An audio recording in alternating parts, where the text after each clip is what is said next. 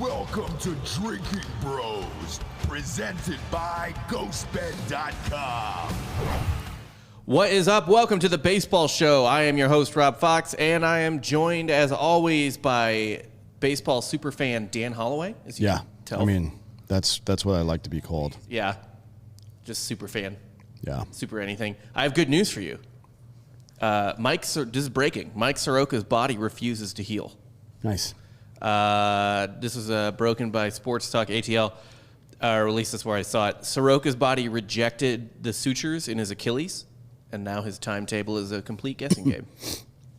Well, to be honest, there's no point in him coming back this year anyways. You think it's a lost cause for the Braves at this point? 7.5 out. I mean, look, they could come back and win that division for sure, but I mean, when the year the Nats won the World Series, they looked like dog shit until up to the all the way up to the All-Star break, I would say. I mean, we'll see until the trade deadline's over. You don't really know. They did pull up a guy from the minors. That's one of their top prospects. He's pretty good. We'll see what happens with him, but I don't know. I mean, if Soroka and Anoa came back and the other guys continue to perform at a high level, they would have a great staff, but their bullpen is hopelessly fucked. Shit. I mean, I don't think you can go out at the trade deadline and get enough to fix that bullpen, frankly. Probably not. It's hopeless. That bullpen is hopeless.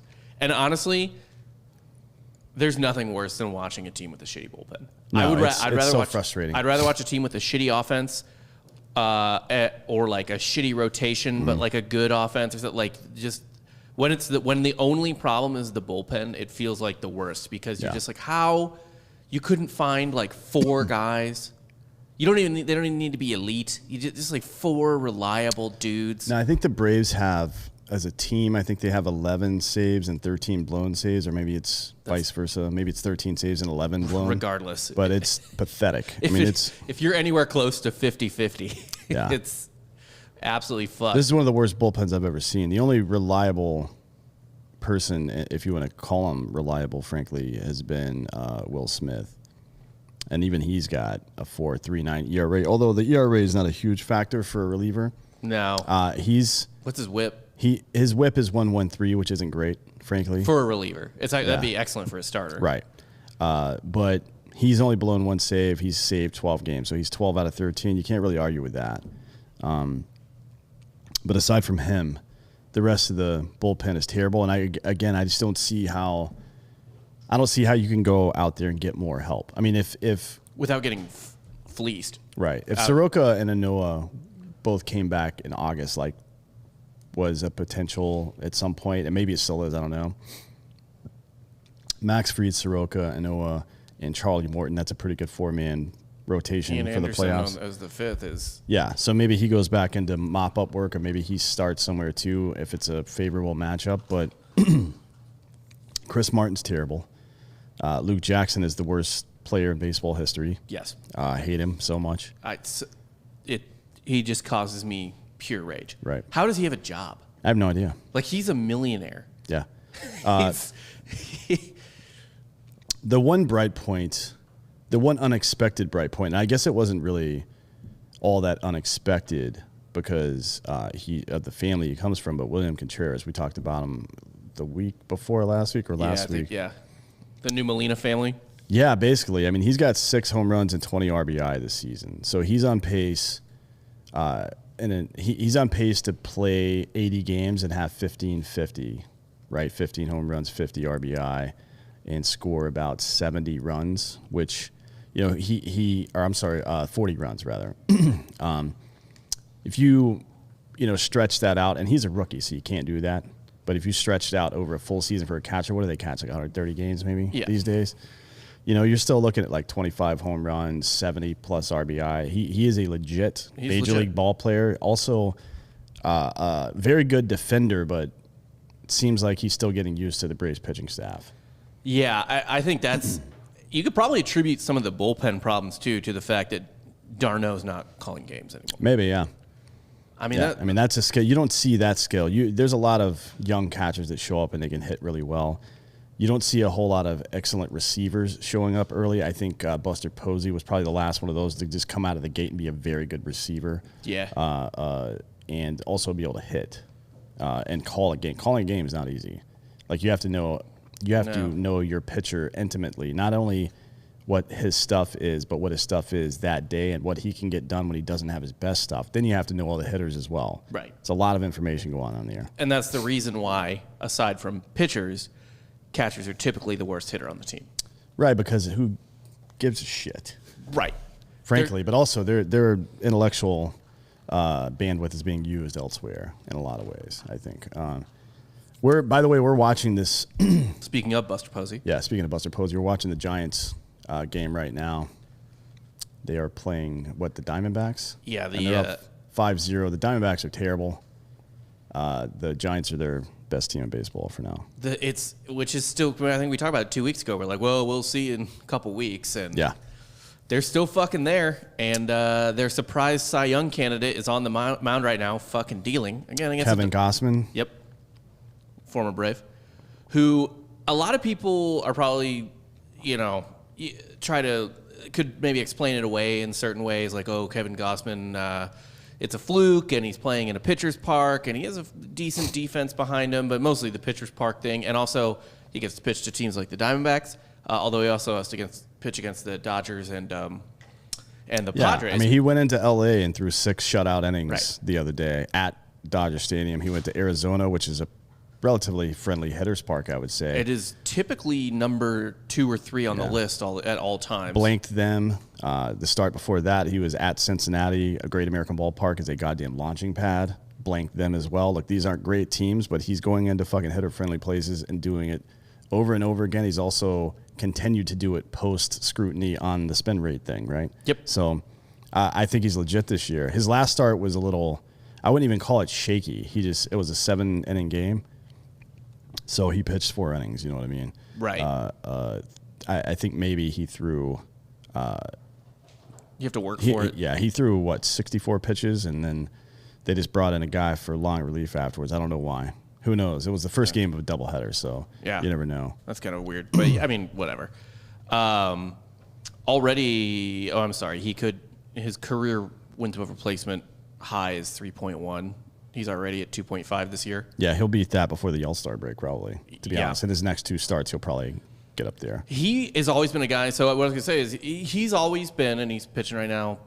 Good pitch. Nice pitch. Oof. Whoa, he got fucked on that. Man, he is not happy. No.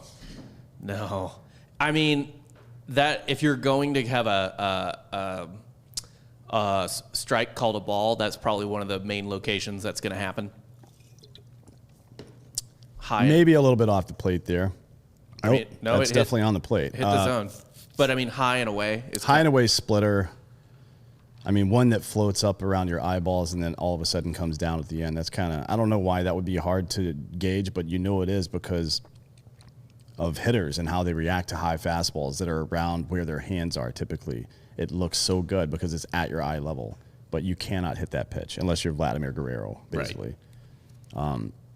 Leads off David Peralta with a fucking changeup out of the gate. One of the most perfect changeups I've ever seen thrown.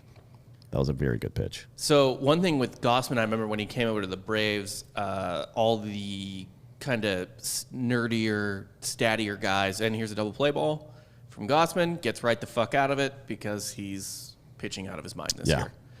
1.43 ERA prior to this game. And, his peripherals aren't much worse, and he's got K per 9 over 10, which is that's a good sign. Yeah. What is his strikeout to walk ratio? K to walk. Let's see. I gotta dive down the fucking K to walk. 5.39. Wow, really? Yeah. So he's striking out 10 guys every 9 innings and walking 2 people, basically. Yeah. Fair enough. Pretty good. It's not bad, yeah. Pretty good. That's a lot of pitches he's throwing, though. He is he's not throwing a lot of pitches. He's at 54 pitches. He's about to get out of the... Yeah, I mean, just if you look at those numbers on the surface, that would be a lot of pitches. If he's striking out 2 and walking, or striking out 10 and walking 2 every game, that's a minimum of 30 plus 38. 38. Yeah. Just on those. But, 10 of those are outs, right? That's a third of your outs. So. Yeah. And he does pitch to contact very well. We saw it in this inning. So he walks the leadoff hitter on what was probably a strike. And then the second pitch of the at-bat gets pearled to the ground into an easy double play. Yep. So and then another easy ground peasy ball, yeah. ground ball to get out of it. Gausman was always a guy, though, that they were like, no, you don't understand. Like, his peripherals are great. His stuff is really good. Mm-hmm. Like, it's just, can he put it together at any point? Yeah. And he actually kind of had not. And basically prior to coming to the Braves, it was like, well, he was on a mostly shitty Baltimore teams. Right. And although the 2014 Baltimore team was good, that he was a second-year starter on, and he had a 3.57 ERA for them. But, he was floating in the mid-threes for his entire career, if not worse. And he's finally, this year, on a good team, in a friendly ballpark, doing work. Although he did it last year, too. He had a 1-1 whip last year. Obviously last year was kind of a shit show, but a 1-1 whip for a starting pitcher is pretty damn good. I mean, if you're only allowing just over one base runner a game, 1.1 means every 9 innings you allow 10 base runners basically. Yeah. So that's pretty fucking good. Well, that's kind of been where he's had problems in the past, if anything. Like his 1.34, 1.31. Yeah, that's a wild. That's not good. You need to be under 1.25 to be a serviceable starter, I think, or to be like a starter you could consider like when he's on the mound. You're like, okay, all right, he'll probably do a good job today. And he's had 2 of those years prior to this year, and this year's whip is 0.78. Damn. Not too fucking bad. No, that's that's good for a reliever, to be honest. Yeah. That's a guy who you're just fine with, like, pitching 1 inning. Let me look at the whip leaders here, actually, because I guarantee he's top 5. Yeah, you would think so, but this year's been kind of crazy, so who knows? He is 3rd right now, behind DeGrom, of course, who is 0.51, which is the stupidest fucking thing I've ever heard. I mean, his ERA is almost that low, too. It's 0.53, right, or 0.54 now? 0.54. Also, DeGrom has driven in more runs than he's allowed. When's the last time that happened with a pitcher other than the 1919 Babe Ruth year, I think, was the last one probably? Well, I don't know if Ohtani's doing it. Yeah, he certainly is. He's not giving up. So. He hasn't given up 40 earned runs this year. There's no way. I wouldn't think. Hang on, let me look. Because he's got 19 fucking home runs now, by the way. So, let's see. Shohei Ohtani. I have to navigate through all this to see. Yeah, he's got 47 RBI. Yeah, he probably probably hasn't loved that. Yastrzemski just got hit on the foot with a curveball. So this is actually what's interesting to me about the Giants is what the fuck is going on with their offense? Because as we talked about like 2 weeks ago, they're all pitching, kind of for the most part. Yeah, they are, but they're scrappy. They tend to fucking get runs put together. He definitely leaned into that one and kicked his foot back to get hit. But hey, what are you gonna do? Yeah, he's given up 19 earned runs and he is driven in 47. Yeah. There's no way that he's not going to have more RBI than earned runs allowed. They would probably stop pitching him if he started to get that bad. Yeah, you would think so. I mean, he would have to completely blow up. You got Wilmer Flores at the plate. And you know what's funny about this Giants team that is in first place is that it is a bit reminiscent of the Giants teams that won the World Series where the pitching was great, and you're kind of just like, how the fuck are these hitters beating everyone? Yeah. Because you remember like when Pablo Sandoval blew up the Rangers in the 2012 World Series? I can't remember. His regular season was not that amazing. No, and that happens sometimes. I mean, there's some guys that just perform in postseason play, whether it's because of matchups or more opportunities, or maybe there's like Robert Horry. I mean, look, Robert Horry never would have had 7 championships if it weren't for the fucking Hall of Famers that he was on teams with. Let's be real about that. But those Hall of Famers wouldn't have those rings without him making those shots either. Right. So, I don't put too much. That's why I think that it is unfortunate that playoff numbers, particularly in baseball, since playoffs have been expanded since the 90s, aren't included in some of these statistical categories for career. I mean, if you're a fucking member of the 90s Yankees, I feel like you should be rewarded for playing an entire extra season. Not only for playing an entire extra season, but being a team that's good enough to get there, playing all the games, and then putting up those numbers. Right. After all that, you should get rewarded for that some way, other than, like, if you were an Oakland A, for example, you at least played 3 extra games a year for a while. It was usually only 3 or 4 or 5 maybe, but you did play them, and it adds up. A lot of people had a lot of success in those games. So what the fuck? Yeah. I kind of think, we've talked about this before, but I kind of think that here's Brandon Belt, who is, I asked Affelt to check this out. I don't know if you've seen this before. I asked Affelt about this, how he's huge and his bat looks tiny. Maybe he's using a bigger bat now, but let's zoom out. Yeah, no, it looks tiny, yeah. Yeah, that bat looks teeny tiny. He can't be that big. I mean, is he? He's 6'3", so no. Let me see what bat size. Yeah, if you guys aren't aware, 34-31, so it's not that small. I mean, I wonder if it's the way he holds it. Maybe. I mean, he does look awkward as shit up there. Some people have used giant bats over the years, though. Like Julio Franco, for example, he used. Not only did he have himself corkscrewed into that weird ass stance, he used a 36-inch bat. Right. That's an inch longer than any. Like, I think Bonds used a 35, and he choked up like an inch. Yeah. I've never heard of anybody using a 36-inch bat before. Well, a lot of times with that, it's more about the barrel, right? Right. And the weight. Because I remember there was an early story from Chipper's career where he was in the minor leagues, and I think it was Hank Aaron saw the bat he was swinging, but it could be wrong. It was.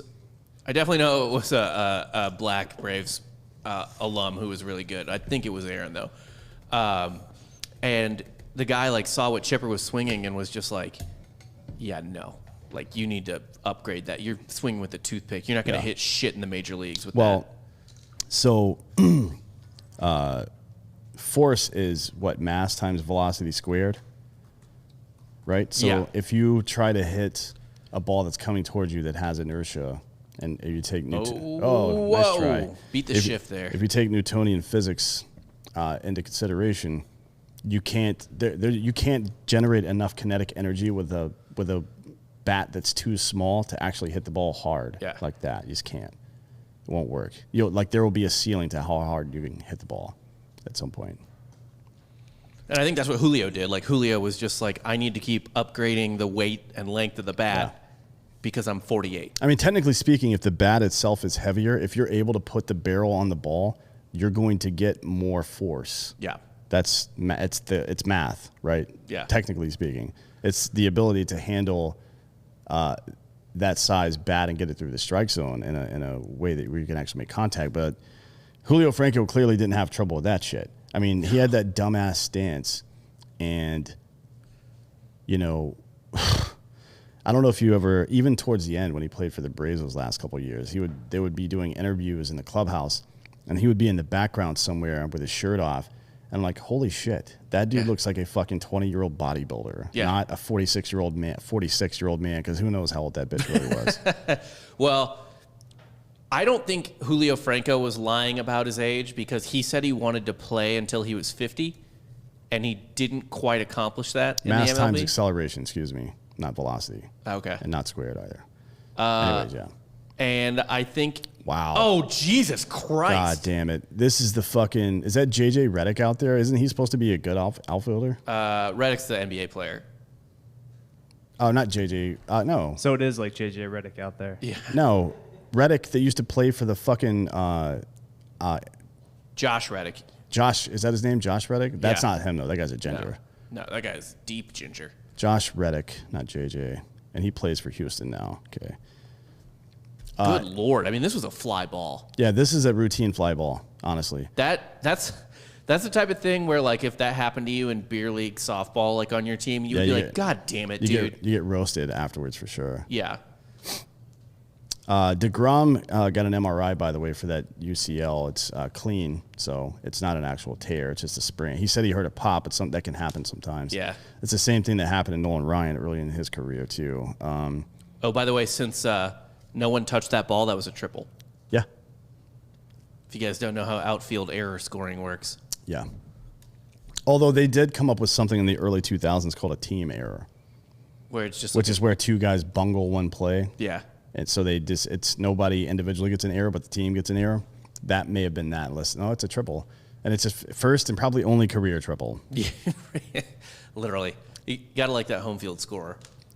Well, I mean, it's also, there's a lot of triples hitting this ballpark.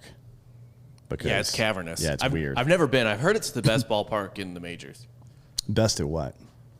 I just like the most fun, not maybe necessarily the most fun, but just the most scenic, like the best looking, and the food. It's pretty really cool, good. yeah. The food's all right. Everybody's wild about the garlic fries there, but half the time the garlic is undercooked, and there's nothing worse than undercooked garlic. It's disgusting. It's like slimy and fucking weird. But yeah. The food's okay. The best food I've had at a Major League Baseball stadium is got to be either Kaufman in Kansas City or Minneapolis. Yeah. Those are the two best I've had. Which barbecues at Kaufman again? Man, I don't remember. There's like Is 6. Joe's there? And, let me check. Because I think Gates is there, but Gates is dog shit. Gates' sauce is good, but their barbecue is not. It is Gates. Man, I'm trying to think what like the equivalent of Gates would be for another type of food. Like if like what's like the Gates of Austin tacos or something. Like it's. Oh yeah, I don't know. It's not good. Gate and it's there's like a weird. Ugh. Torchies? No, Torchies is good. Gates is not. Like I understand being like, oh, Torchies is kind of corporate now or whatever, but like Torchies still tastes good. Gates has never been good. Let's see where to find barbecue and wings. No, Rudy's is good actually. No. Like Rudy's has great brisket. I don't care. What are you talking about? Rudy's, Dickie's, or whatever that shitty barbecue place that's here in Texas. That's Rudy's. That's Rudy's. No, not that. Dickie's is Midwestern. Hold on. I think there's some Dickie's here. Dickie's Barbecue Pit. They're all over the place. Are they in Texas? I thought that was more a Midwestern thing. Or Bill Mars. Yeah, Bill Miller's. Bill Miller's. Yeah, that's the place I was thinking of. Yeah. Bill Miller's is fucking nasty. Awful. Bill Miller's is like they get all the leftovers from all the other barbecue places and then throw them in the fucking toilet and then serve them to you after that. But that's for some reason, there's always a fucking line in the morning. For yeah, because you can get fucking meat in 10 seconds. Yeah. Yeah. That's it. That is handy. Let's see where to find barbecue at Kauffman Stadium. There's brisket, Acho, A-C-H-O. I don't know what the fuck that is. Rookie sandwich is there. Barbecue pulled pork pizza, and that's it. But I don't know. It doesn't say any brand names specifically, but it does say which sections you can get it in. So how about That's that? weird because I know the Could be LCs too in there. the Austin FC stadium has Valentina's. Oh and- wow, really? Yeah, Shit. and I would go there just for that. Right. Because that's Q2 is closer to my house than Valentina's is. I'll just go to the soccer match and fucking get food and then leave. I know I love Valentina's. The only thing I'm mad at them for is moving further away. Yeah, it's like 25 minutes or 20 minutes. They got a brick and mortar in Buda. Oh God, why? I think it's probably just That's even further away than it was. It was Yeah. like 25 minutes or so from downtown before, right? 20 It was minutes? right by my house, and now they're fully in Buda. I'm not going out there. I mean, they couldn't find a brick and mortar anywhere else. I assume. It's not easy. God damn it. Bill Schofield says Jack Stacks is the best ribs in KC. I've never had ribs at Jack Stacks is okay. Jack Stacks is where you go if you want to like sit down. And eat Yeah, barbecue. but Jack Stacks, to be honest, is kind of like a fucking Texas Roadhouse. The food is fine most of the time. Although Texas Roadhouse is really the quality's gone way down over the last couple of years. Yeah. Like I go in now. If I'm in an emergency and I need a steak in a place that doesn't have good steakhouses, I'll go there because at least I know they have what I'm looking for. But it's usually a poor quality cut of meat, unfortunately. I liked Jack Stacks. It's the same way. Jack Stacks to me is kind of like. Have you had Lambert's yet downtown in Austin? Is it Lambert's or Lambert? I pronounce it Lambert's. I don't know actually. I just don't like to accuse anybody being French unless I'm 100% sure It's they Lambert's. It's not That's French. fair. are. Okay, That's good. fair. Good for them. Yeah, you don't want to francophile someone. No. Yeah, No, that's way worse than using a racial slur, in my opinion. I agree. I actually had a plan that I think we should do to become a more inclusive society for the LGBT community, where we replace calling something gay with calling it French. Yeah, because nobody gives a fuck about French people. No. And it kind of works. And if they did, they shouldn't. Right. Why would you? Frankly. Like, just think about it. Like, dude, don't be so fucking French. I just, the French, ever since General Lafayette, actually, that's not true. A French cavalry regiment on horseback took down a company of 3rd Panzer Division tanks. Really? That's pretty impressive. So it wasn't just Tom Hanks with his sticky bombs. Right. Like, that actually happened in real life. Yeah. Which is pretty impressive. But what now? Were they mounted, or was it more like they were on horseback and they were fighting tanks? None of the other details really matter. Right. You know what I mean? Well, that's what I mean. Were they mounted mid-fight like the Polish hussars when the Germans invaded Poland, or was it like I don't know. dismounted cavalry? I don't know. I'm impressed regardless, but yeah. But it's I've got this theory about Western Europe especially that all their alphas got killed during World War II, and that's why they're all fucking pussies now. 2 or 1? Both. Yeah, they really got alphaed out. Yeah, both. I guess, yeah. Yeah, it got weeded out pretty hard. Yeah. Speaking of getting weeded out, Chris Paul is out, not because he's tested positive for anything or any of that shit, but because he went into the stands to hug his parents. He's on COVID protocols right now. And yeah, but there's been no mention of him showing symptoms or any of that shit. No, and he's vaccinated. They did it punitively because he went into the stands, which is against protocol apparently. But they didn't do shit to LeBron James for going to a party. Right. So this dude goes into the stands and hugs his parents, and LeBron James goes to a party. They're doing this for show because he had already wrapped up his series. Yeah. So they're going to slap him on the wrist until the next series starts. There's no way he doesn't play in game 1. No. The problem, though, is he can't participate in any team activities right now. He can't practice with the team at all. Yeah. That's a fucking problem. That's the not point great. guard and the lead of your team can't fucking practice with the team. It seems like, I don't know if Chris Paul's cursed or what the deal is. I mean, look, it wasn't the smartest thing he's ever done. But that's what we mean when we say lead by example. If the fucking number 1 superstar in your fucking league does something and everybody shrugs it off, you're like, oh, okay, I don't have to do that either. If Paul and the Players Association should be fucking hammering this. They should be suing this shit. He actually is one of the higher ups in the Players Association. Yeah, he is. Yeah. He might be the president of it. He was, I think, for a little bit. If he's not the president, he's definitely the delegate from the Suns. So, yeah, I don't know why they're not filing a grievance about this. By the way, Gausman with an absolutely filthy pitch at the bottom of the strike zone there. Yeah, this is probably going to be a shutout, to be honest, unless they just decide not to leave him in the whole game. I don't know why you wouldn't. Give your bullpen a day off, let this guy go. I like Nick Ahmed, by the way. I think he's a good player. He just plays on the worst team in baseball history right now. Yeah. Diamondbacks are a weird team. I just like, I'd never know what to make of them. They're kind of like the Angels where I'm like, do they have fans? I have actually a family in Arizona and their kids are pretty into the Diamondbacks, so I guess. I think they have a lot of fans. Like I've been to a couple of games, one spring training, but I've been to, I went to a game in Arizona earlier this year. It was sold out for the capacity limitation. Yeah. And I don't think they've had too much of an issue getting people in the seats there because it's right downtown. It's like a 5-minute walk from all the hotels right there on the main strip, which is nice. The area is super nice. There's not a lot of riffraff around. There's a lot of bars and businesses around. It's like a kind of modeled after north of Chicago, where like how Wrigley's set up on a corner right there. Yeah. And then you have all the stuff built around it. That's how they built that area. So it's nice. But that's how they're doing all the ballparks. Yeah, now for sure, yeah. But all the teams in Arizona suck. I mean, the Cardinals had one of the top 5 receivers of his generation and maybe a top 10 receiver of all time for like 13 years and didn't do a goddamn thing with the dude. Well, they should. And they had Anquan Bolden and Larry Fitzgerald at the same time. They should have won that Super Bowl. Go Suns. They fucking blew that. Suns are their only hope right now. Yeah. Yeah, they're the only ones even close. I mean, it's certainly not going to be fucking the Cardinals. I mean, I like Kyler and Cliff, and they have how old is their fucking the dude from the Texans that they got, the receiver? Hopkins? I don't know, 29, I think, or he's probably 30 now. I think it was 29 when they traded him. DeAndre Hopkins. Yeah. Hold on, let me look. Young enough that he's still got a couple years left. He's great. There's no question about that. Yeah. He's 29 now. Oh, he turned 29 on June 6th. Oh, and did they get JJ Watt? I think so, yeah. Yeah. They did, yeah.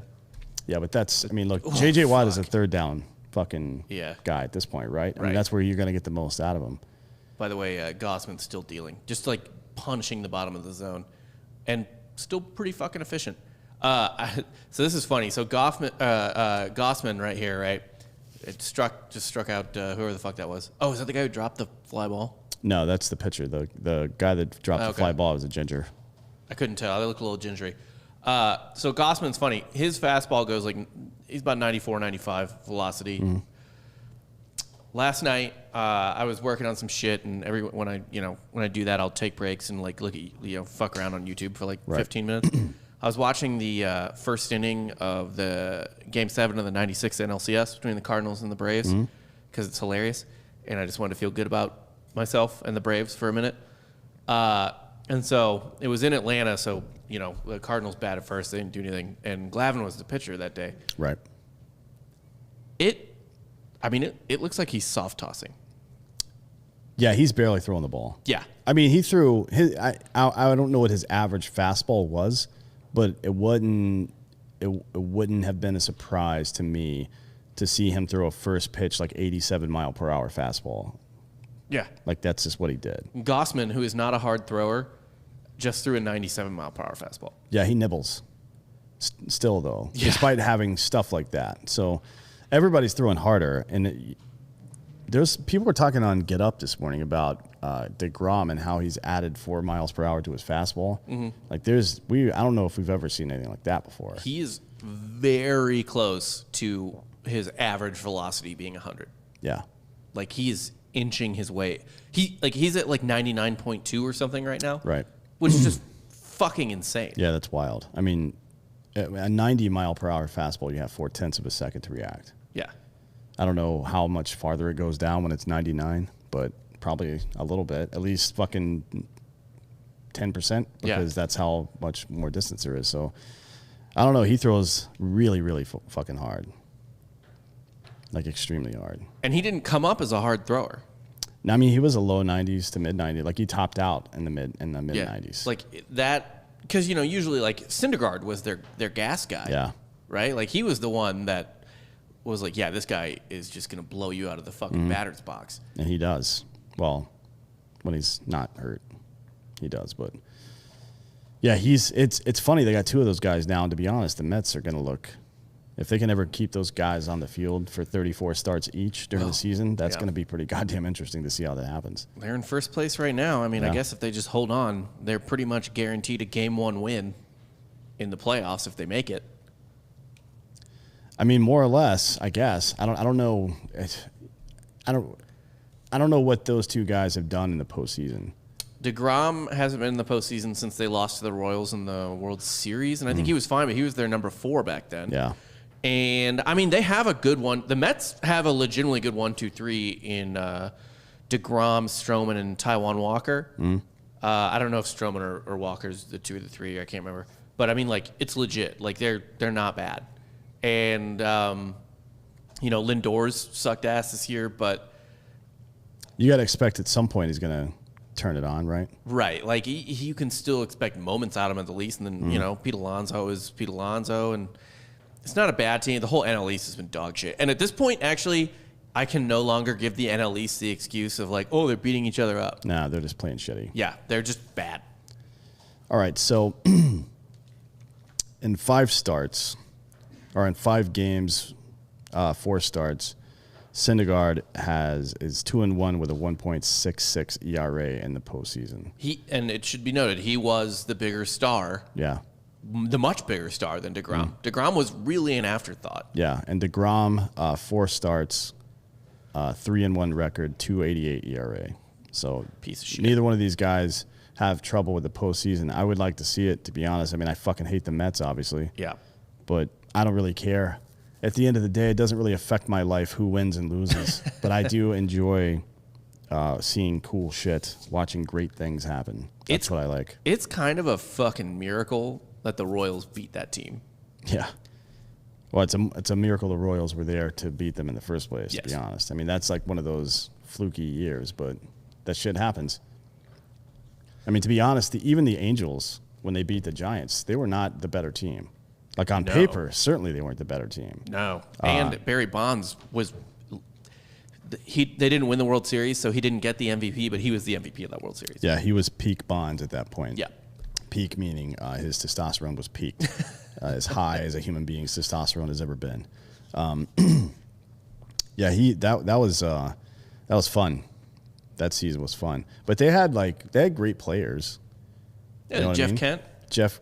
Are you talking the Angels? The Angels. Oh, yeah. JT Snow, Glaus. Salmon, Glaus. I think, was Edmonds still there, or was he gone by then? I think Jim Edmonds was still there, yeah. The pitching wasn't anything to write home about, to be honest. I mean, yeah, when Edmonds was gone. They had Finley. Was he Finley on that team? I think he was. Let me check. That was 2002, right? Yeah. The fucking goddamn vuvuzelas. Was that year? Or was it the Rally Monkey? The Rally Monkey. Oh yeah, it was the Thunder Sticks. Or Yeah, whatever. God, I hated that shit so much. It was. Those were pretty awful. Let's see who'd they have pitching for him. What is this shit? I don't want their postseason numbers.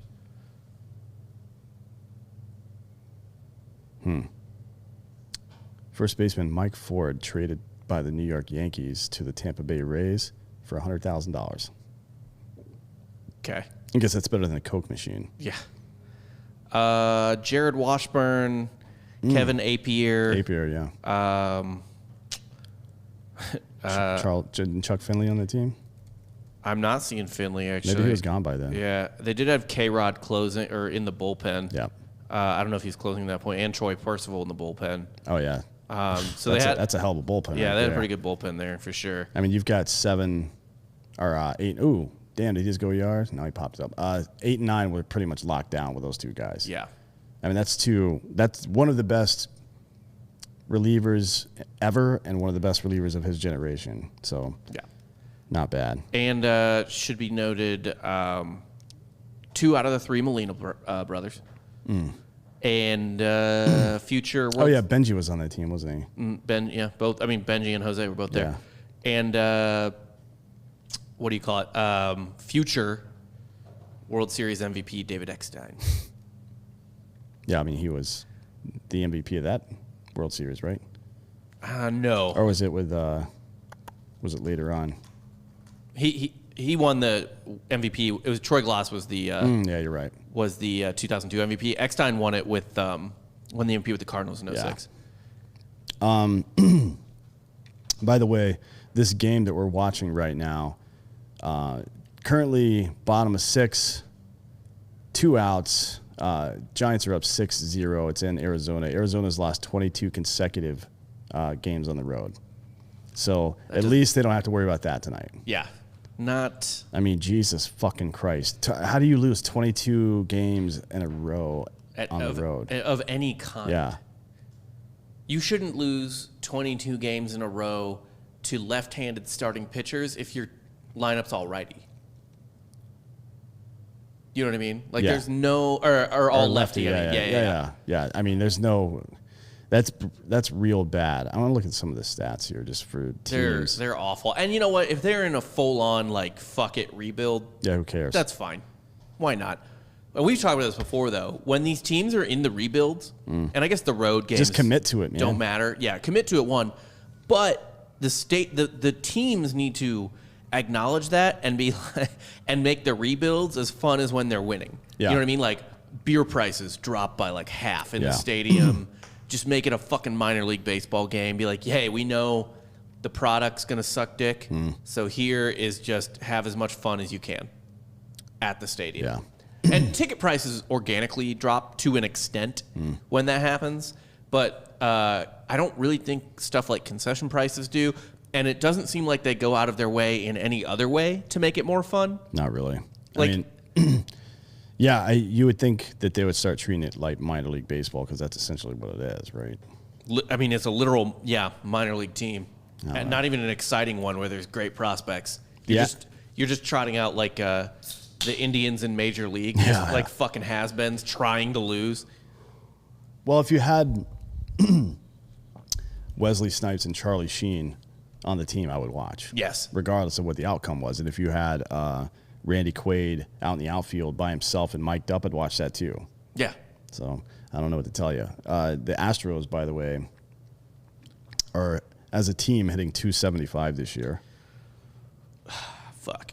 Still not in first place. Next closest team is the Blue Jays. They're hitting 261, so they're hitting 14 points better than the next closest team. Hitting 275 as a team is goddamn insane. Yeah, it's ridiculous. Although their OPS is 797 as a team. That's also crazy. 800 OPS is good for one player. Yeah. That's fucking nuts. Man, that's fucking wild. I mean, they've got 40 more hits than the next closest team, and they're fucking ninth in walks too. That's wild. Oh, but I was looking to see what the Diamondbacks, they're hitting 233 as a team, but which is kind of in the middle, to be honest. Yeah, that's not. I mean, the worst teams will hit like 220s-ish, right? Usually. The Brewers are hitting 210 right now. LOL. And the Seattle Mariners 212. Good God. But the rest of the bottom part of the league is at like 226, 230, stuff like that. The Brewers are tied for first place. Yeah. Yeah. I mean, that NL Central is pretty rough too. I mean, well, they've had Woodruff and who's the other dude? Burns? Yeah. Yeah, Woodruff and Burns have been out of their minds. And Yelich is like dead. I don't know what's going on with Christian Yelich. Yeah, he's I don't know. He's one of the many reasons I haven't looked at my fantasy team in like 6 weeks. I haven't even looked. I'm done with that shit because everybody I had was hurt for the first like 4 weeks of the season. So my top two outfield picks were Yelich and Marcell Ozuna. My top two picks were Yelich. And here's fly ball dropper, by the way. Oh, yeah, Pavin Smith. Or Pavin, maybe? Pavin is... Either way, it's fucking stupid. That name enrages me. Yeah, you should fucking give up, dude. Just give up. You're a ginger and you got a stupid name and you're in Arizona? Like, why would you even let yourself exist as a ginger in Arizona like that? No, you can't. No. I was in Arizona. Every time I go there, I'm like, man, fuck this. I'm wearing a hoodie. It's like 1,000 degrees outside. And people are like, why are you wearing a hoodie? I'm like, because I don't want fucking cancer, asshole. Yeah.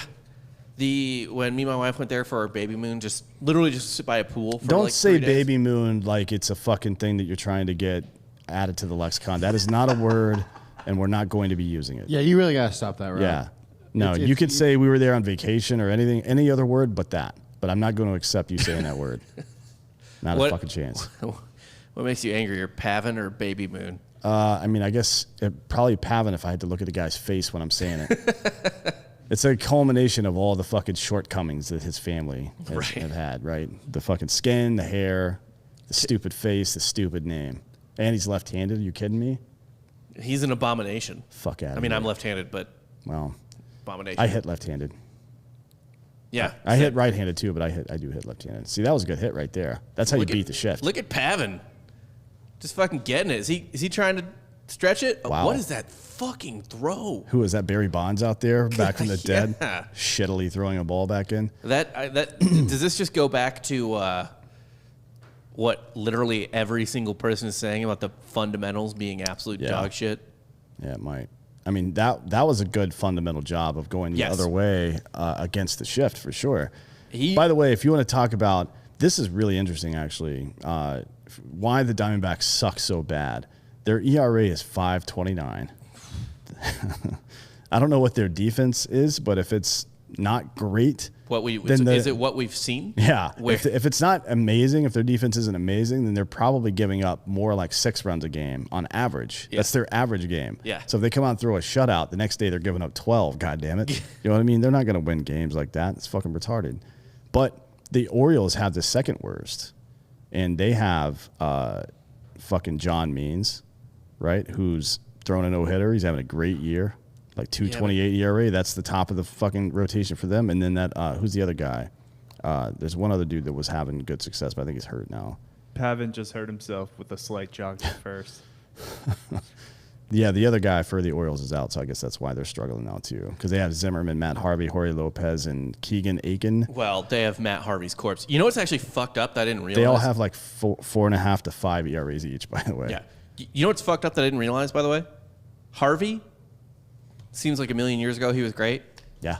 Same age as DeGrom. Yeah, that's wild. Was he like 29, 30? Like 30, 31. 31. Yeah, I thought that dude was going to be a Hall of Famer, to be honest. The first couple of years out, he had a fucking live fastball. It moved. He can control it pretty well, but he didn't control it so well that it was predictable. He was wild, but not wild in the strike zone, so it was unpredictable for the hitters sometimes. He looked like he was going to have a really good career, but he got the yips. Well, and yeah, he did. And I mean, like New York was obsessed with him when they called him the Dark Knight or something like that. Yeah. That was his nickname. I mean, they loved him. Tell me, is Gausman's not going to? Oh, well, man, this ballpark. Yeah, that's gone. Is that? Oh, no. damn, dude, that fucking you can't hit a home run there. What is this asshole doing? You should have been standing on home plate by now. Yeah, that ballpark holds everything. For fuck's sake, neither one of those runners, or I'm sorry, neither one of the fielders, the right fielder or the center fielder, was within 20 feet of that ball, and somehow Pavin Smith wasn't able to score on a ball that was hit 415 feet. That's that base running. That's the base running shit we talked about like 2 weeks ago. That was fucking terrible. That was awful. Like, you don't, why is he standing there staring at the ball? They weren't even close to that ball. No, it's not even close. And he's only like, he's not even halfway. What the fuck? Look, and they're talking about it on the broadcast too. This guy is fucking stupid. Not only can he not catch a fucking fly ball, but he doesn't know how to tell. Maybe he needs his eyes checked. Do gingers have bad eyes? Actually, Josh Hamilton went through that. Remember they gave him those special contact lenses? Yeah. Like people with blue eyes or light eyes in general have problems seeing the sun sometimes. He also threw that fan short. Oh, yeah, Hamilton? Yeah, he murdered a guy. Yes, Hamilton did kill a guy. I have pretty light blue eyes, and I don't mean like pretty light blue eyes like, oh, yeah, they're pretty light. Like, they're pretty, light. Yeah. Well, either way.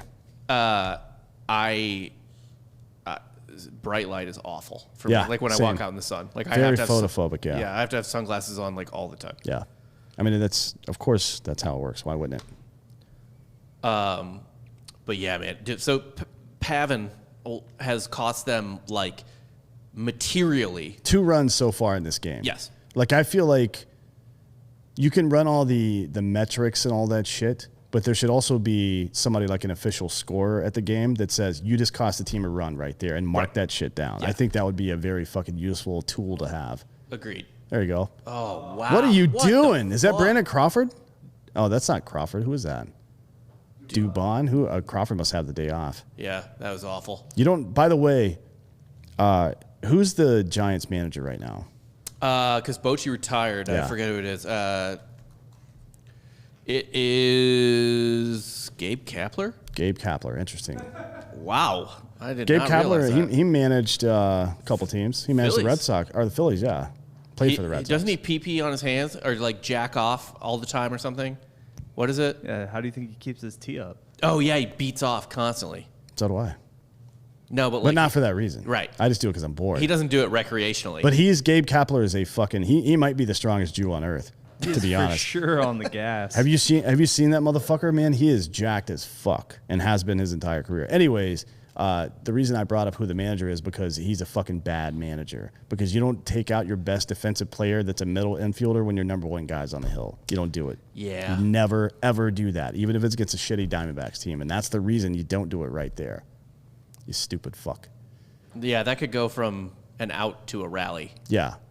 In no time. Still no outs. Gausman kind of laboring now. Yeah. Although he should have had, he should have let up a run.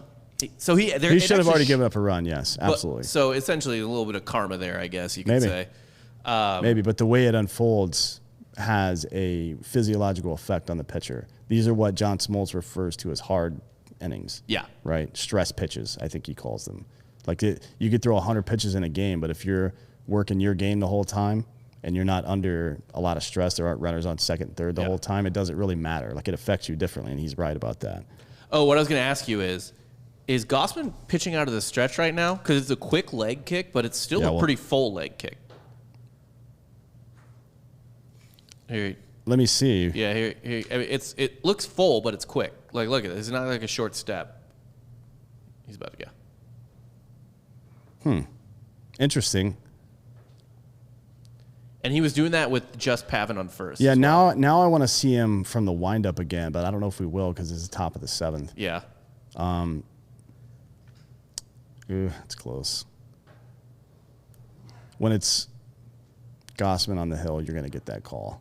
But I think he held up, to be honest. Anyways, yeah, let's see this. All right, so he got the K on that one, trying to work out of the jam. They're going to give him the 7th, I think, barring a nightmare. Barring, I guess, actually, if this guy gets a base hit, I would guess they might pull Gausman. Is there somebody in the fucking bullpen? You know what? I don't know. They haven't showed the bullpen, so maybe there's fucking not. Maybe Kapler's just giving Gausman the whole 7th. Yeah, maybe. He's only throwing 80 pitches. Yeah, and he's up 6-1. It's the Diamondbacks, but you never know. Stuff can get out of hand. This guy grounded to a double play last time. Let's see. Show the pitch. Yeah, that's a balk, by the way. That what he's doing right there. Yeah. You have to be set for a full 1 count, a full 1 second. He keeps tapping his foot to get comfortable and then pulls back up. That's the way he gets in rhythm, but that is a balk. But is it like the Cueto thing where it's like a balk, but it's not? It's only a balk if they call it, first of all. But yeah, the umpires do. Here he goes again. Tap, tap, tap. That time he waited a little bit longer, but I think the fact that it isn't the same amount of time every single pitch is why it's a balk. Yeah. You know what I mean? If it's like those guys that turn their entire bodies around to look at first base and then come back and come set, that's a fucking balk. You can't do that shit. And I don't know why it's allowed, to be honest. Is it just because they're the rule book says you can't do anything to intentionally deceive the hitter. Yeah. But then there's a lot of additional stuff in there. Like you can't fake a throw to first base, for example, whereas you can to first and third. Mm-hmm. You can't fake a pitch home, obviously. There's a lot of specific balk rules that don't just fall under that umbrella. And I think that's, if a guy's tapping his front foot like that to get in rhythm, right? As a hitter, you're trying to time him up as well. So if he changes this every single time, and he probably does, right? It's the same as he ripped that ball. Yeah, he's a little wild in the strike zone now. They got to get him out of here. Yeah, and I mean Peralta's a good hitter. He's not having a great year this year, but I mean he's got the kind of pedigree of he's a fairly dangerous guy. Yeah, I think he's got probably another batter or two here. Anyway, yeah, if it's like when a guy's pitching from the stretch and he alternates between the slide step and the leg kick, right? Yeah. Like that's intentionally to keep the runner off balance, but neither one of those things is something that puts the runner in danger of being picked off. Right. Or puts the hitter in danger of not being able to tell when the pitch is coming. It's different when you're rocking back and forth like that. I think that's a balk. I don't like it. The reason I was asking about the stretch, too, is I kind of think that's another thing that's going to fade out a little bit. Right. As the running game dies. Maybe. I mean, I think the focus on different types of deliveries from the stretch might, right? But if you're a base runner, if you're a fast guy especially, and you see it start to change. Oh. That is Josh Reddick. When did he get traded over here? I don't know, but was he playing? That was him. Wow. It was him and Pavin Smith or whatever, however you say that stupid fuck's name. We should intentionally mispronounce it, to be honest. Yeah, shithead Smith. Fuck you. He's probably a super nice guy too. Most baseball players are actually. Yeah, he's probably pretty chill. Ooh, man, that was a good fucking changeup right there. Josh Reddick swung as hard as any human being's ever swung at anything, and he didn't even come close to hitting that ball. He was trying to make it a game.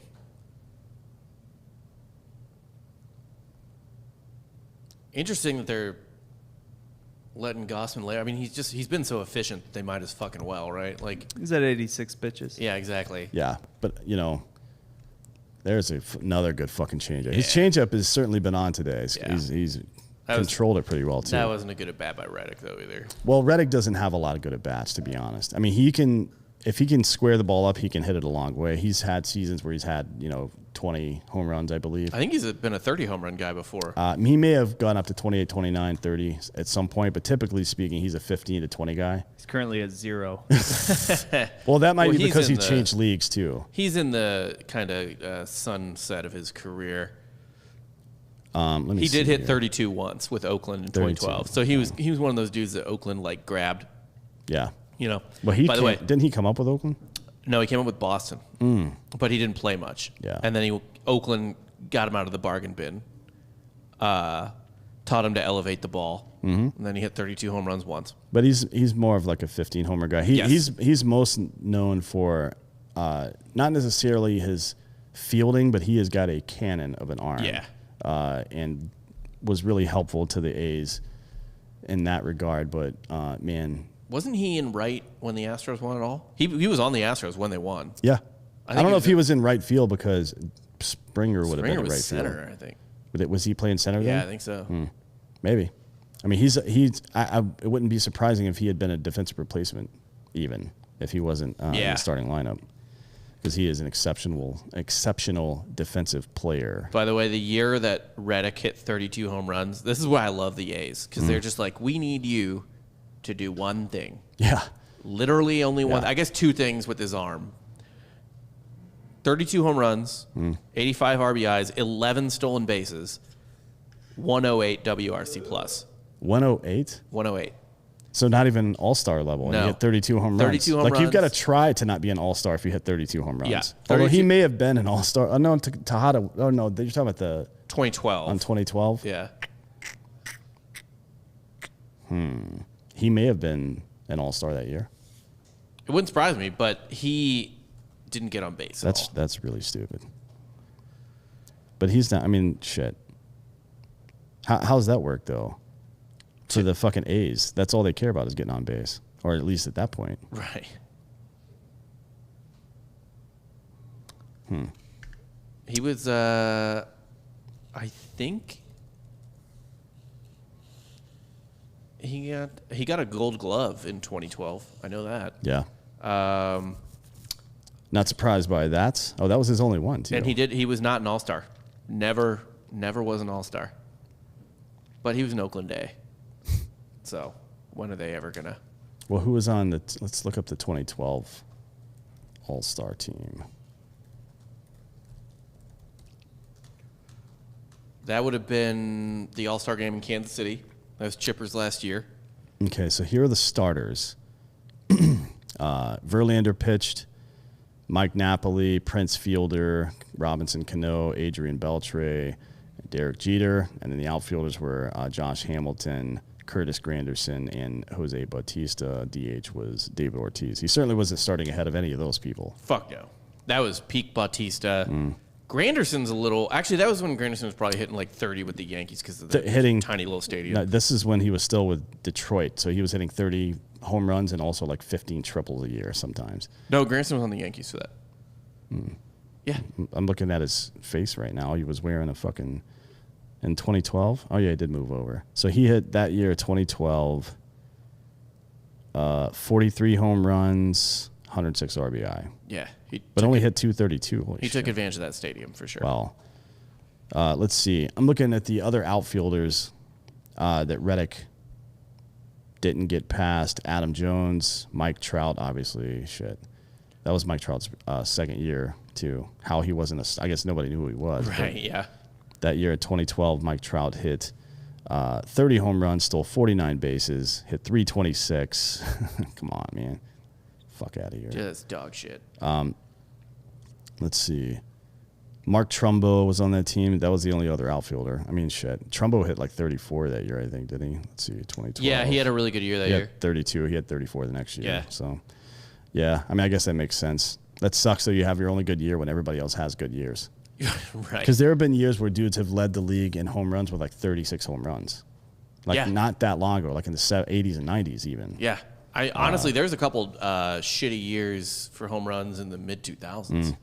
Kind of like right after the steroids, I feel like. They just depressed the shit out of it. Well, Boom. Squared that one up. Gausman more or less got out of that. Yeah, he gave up 2 runs. We'll see what happens. I don't think he'll come back out after a stress inning like that. Why would you bring him out? Yeah. Maybe if he had a shutout going, but what's the point? Right.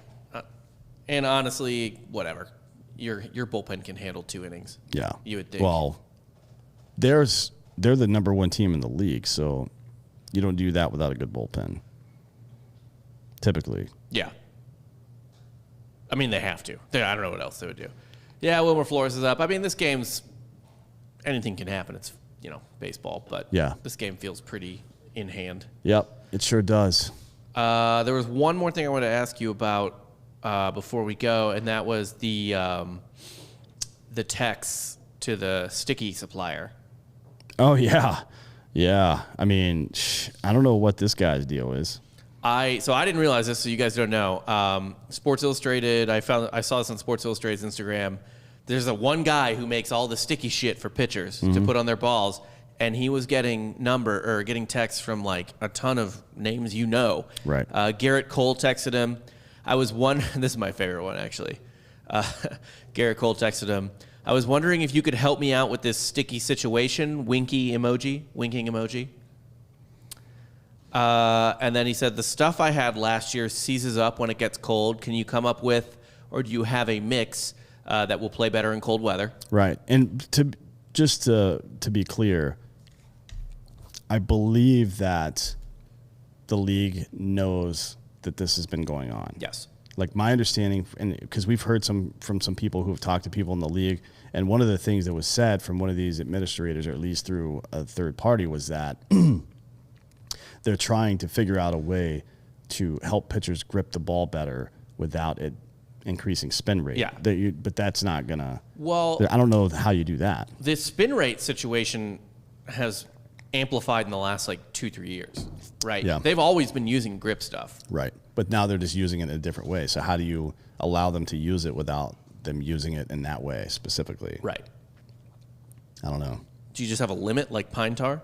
I don't know. That's a good question. I mean, that would make the most sense to me, right? Like you can have a little bit, but I mean, I would ask the thing they're trying to avoid is slowing the game back down, Yeah. right? Like have the umpire having to check people's fucking hands and shit all the time. yeah. Oh, by the way, I forgot to tell you this. When I was watching that first inning in the 96th NLCS last night, Ron Gant, who played on the Braves He prior was in to Cincinnati at that point, right? No, he was on the Cardinals. Oh, that's right. Yeah, Cardinals. He played for the Braves prior to that. Ron Gant, on the first ball thrown by Tom Glavine, made the umpire check the ball. People used to do that to Mike Scott and Nolan Ryan on those 80s Astros teams a lot too. Nolan Ryan would, they're like on the horseshoe part of the seams. Yeah. There's this mysterious sandpaper groove all the time, right? He used it to throw a curveball, and his curveball fucking sucked still, right? So it probably didn't matter that much for his career, but if he had known about spin rate back then, I mean, I don't know what the fuck you would have done if Nolan Ryan was able to locate his pitches. Right. Like, that would have just been the end of it. Instead of just hucking heat. Although some people say the wildness helped him. He tells the story in his autobiography, actually, about the state championship game he pitched when he was 17. Is this like a Bull Durham situation? Kind of, yeah. But it was the first guy that came up to the plate, he hit him in the arm, broke his arm. Second guy came up, hit him in the ribs, broke his fucking ribs. They're both out of the game. Everybody else for the rest of the game, he either walked or struck out. Yeah, that sounds right. Because he was throwing 100 miles per hour in high school already. Same like, what's his name? Josh, for the Marlins. Johnson? Nope. Way back in the day. Beckett? Yeah. I played against him in high school. He threw 100 miles per hour in front of my face. Yeah, fuck that. Like, I didn't bat against him, but I saw him pitching to people in high school, and I was throwing like 94 then. Yeah. I thought I was hot shit. This dude's throwing 100 in high school, and I'm like, oh, what the fuck? We had a dude on my 8th grade baseball team who had failed 8th grade the previous year, and so had to retake it. And he was already a big guy, already strong, like a guy you didn't want to like get in a fight on the playground with or whatever. And so he was one of our pitchers on the baseball team, and he was also he was hilarious, but he was kind of a fucking dick. But it was funny when he wasn't being a dick to you. Literally, he could throw way hard. I mean, he was a year older, and at that point, a year older makes a difference. Yeah. He would intentionally usually hit the first batter of the game. I did it a lot too. Just to scare the shit out of the other kids. Yeah, I did that quite a bit when I was pitching in high school. I threw like 4 no-hitters in high school for that reason, actually. Right. Because I would very frequently, not necessarily the first guy, and I would never hit like the number 3 or 4 hole hitter either, because I think that's bad form. Like, right. That to me, that is removing some of the competitive advantage they have in the game, and I just felt that was unethical to do that. But if like leadoff hitter or like somebody at the lower part of the order, every now and again, I would either throw one like Bull Durham style. Yeah. I would hit the bull, or Yeah. I would fucking rock somebody. But I hit him in like The ass or something. I hit him in the butt or the lower part of the abdomen, not in the rib cage. The Right. rib cage is like you, especially a dude that doesn't know how to turn into the ball and let it glance off your fucking push-up muscle right there, your Yeah. delt.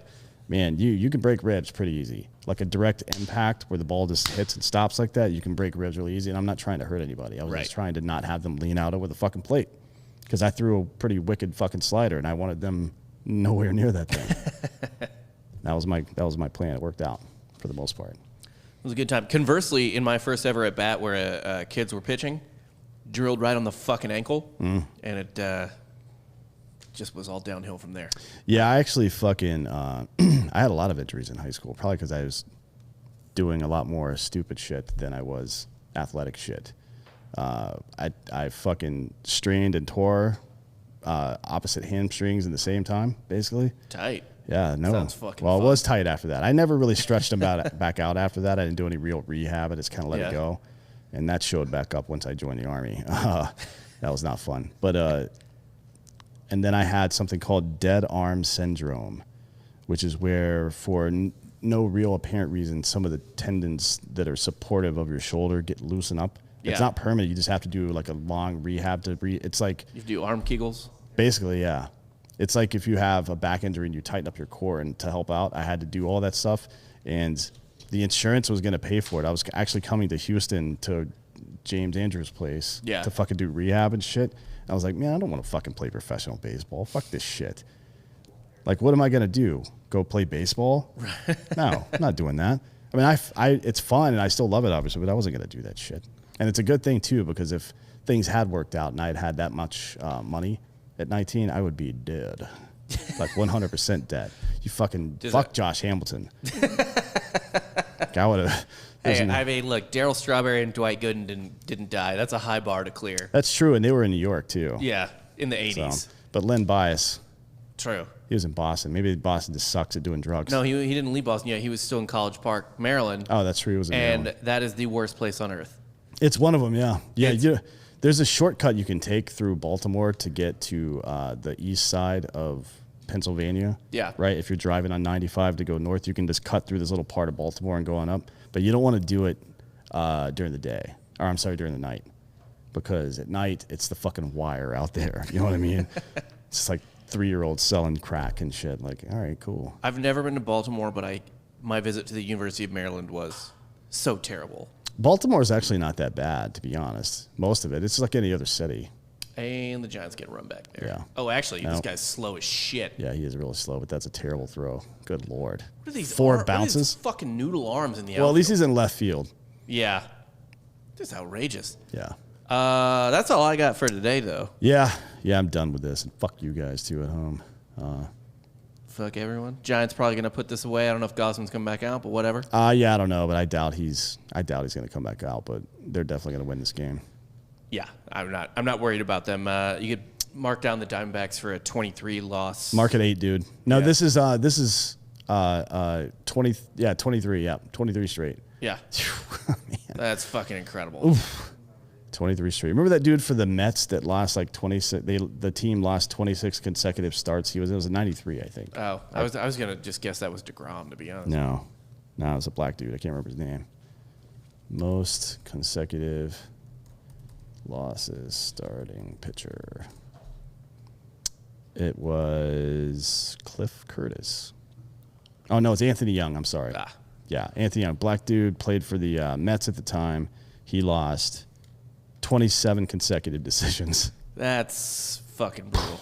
Man, That's actually impressive. He got to have 27 in a row. Well, those early 90s Mets were really bad. They were really bad. I mean, that was post kind of. They were great in the 80s. That was after Doc and Darryl and everybody left. Yeah.